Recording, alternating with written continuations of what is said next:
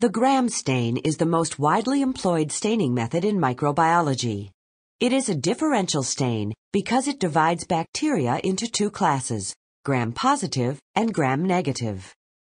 In the first step of the Gram stain procedure, cells from a fresh culture are transferred to a clean slide and allowed to dry.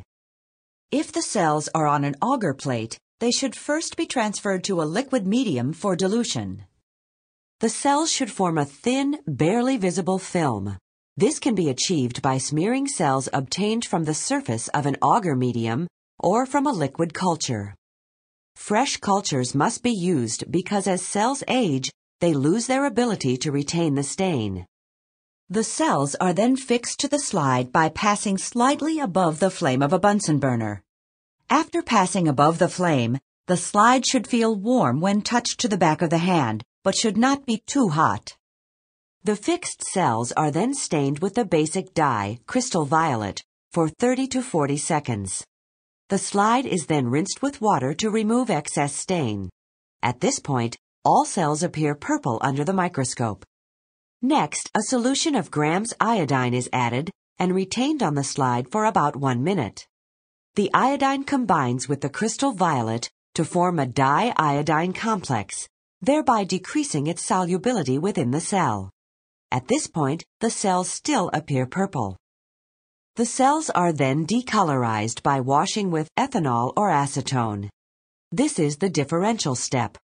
Gram-positive bacteria retain the crystal violet, whereas Gram-negative bacteria do not.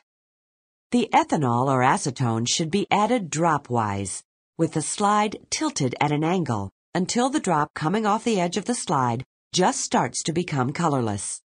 Even Gram-positive cells can lose the crystal violet iodine complex during prolonged excessive decoloration. Excess ethanol is then washed off with water. When viewed under the microscope, Gram-positive cells appear purple and Gram-negative cells are colorless.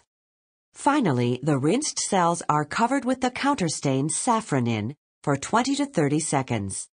This stains the Gram-negative bacteria pink. After rinsing with water, the slide is dried with filter paper. When viewed microscopically, the Gram-positive bacteria are purple and the Gram-negative bacteria are pink. Generally, the Gram stain correlates with the cell wall structure among the bacteria. The ethanol is thought to shrink the thick peptidoglycan in Gram-positive cells, thus retaining the dye. The thick, dehydrated peptidoglycan layer of Gram-positive bacteria appears to be a permeability barrier, preventing the loss of the crystal violet iodine complex. In contrast, the peptidoglycan in Gram-negative bacteria is very thin and has large pores. Ethanol may extract lipids and increase the porosity, thus removing the crystal violet iodine complex.